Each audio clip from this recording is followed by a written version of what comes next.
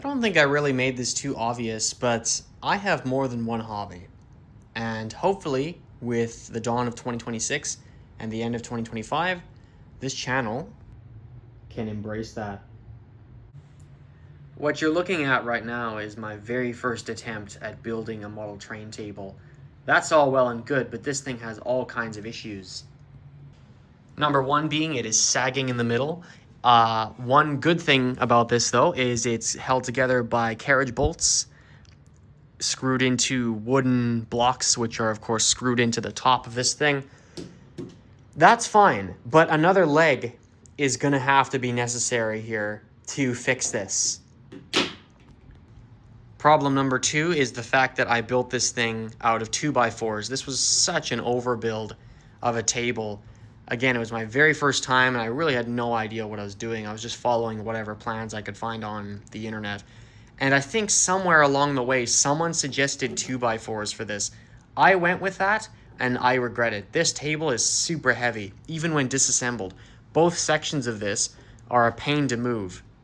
And problem number three, which is probably the most unfortunate thing of them all, is the fact that I only have a circular saw. Well, Greg, you can cut straight with a circular saw. Yes, you can. You can use a circular saw for all kinds of things. You can cut long pieces of lumber completely straight with a circular saw. But that takes clamps, and that takes some scrap wood, or maybe a, what are they called? Those, oh my gosh, a speed square. There we go.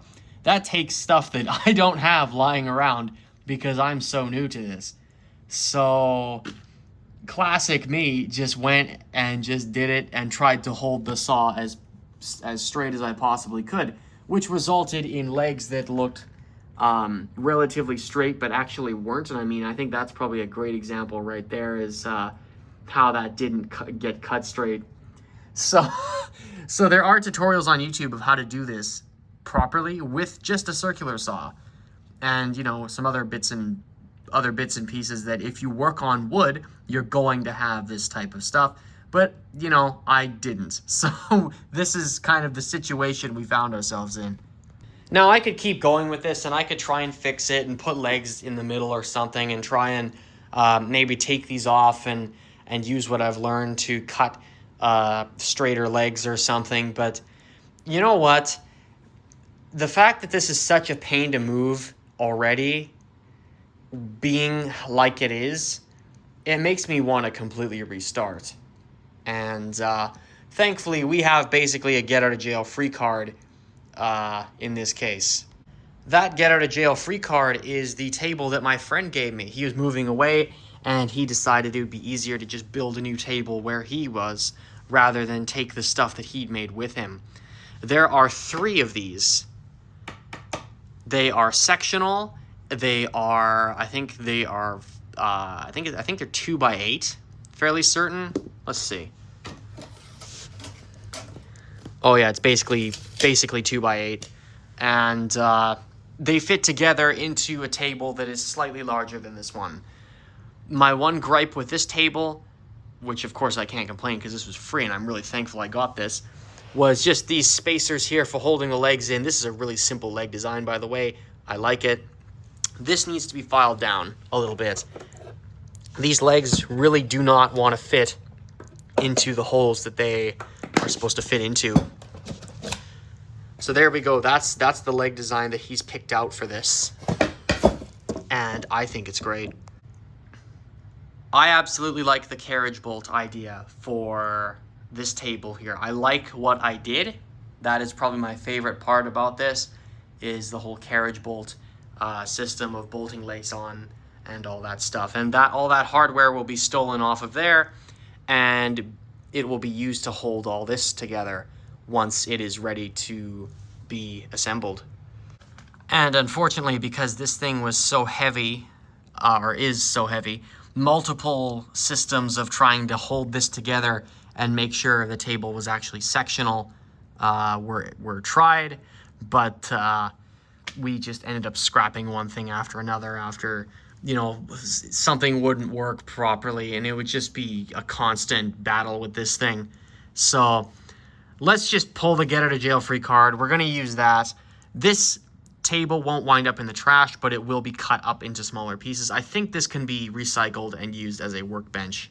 I'm fairly certain with better legs and straighter cuts, we can actually accomplish what we want with this. This sadly has, well, actually, yeah, these are meant to compensate for the legs.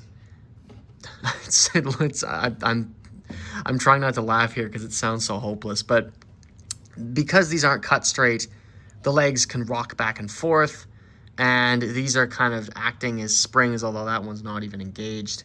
It's not even pushing up against the top. Yeah, there were ideas here, but not all of them were good. But coming from someone who's never done this before, never played with wood, never had any sort of woodworker experience, or even people around him that knew what was going on, you know, this actually isn't too bad as a table. It's really not the worst thing. It was a good learning experience playing with this and building this, but you know, it has its issues and it has its faults, and it is what it is. This is what happens when you do these types of things. Stuff may not be built to scale, or in my case, not even cut straight. So there it is. There's the table. There's the flawed table, and hopefully you can use this. Hopefully you can get something out of this. Maybe you won't, or maybe you will. I don't know. But as far as SK Antiques go and doing other stuff with the channel, this is a good starting point video to, or at least I think it is, a good starting point video to get you guys into where I've been as far as my other hobbies go. So this is what you don't do when trying to build a 4x8 model train table with a circular saw. Anyways, guys, thank you for stopping by, and I'll see you in the next video.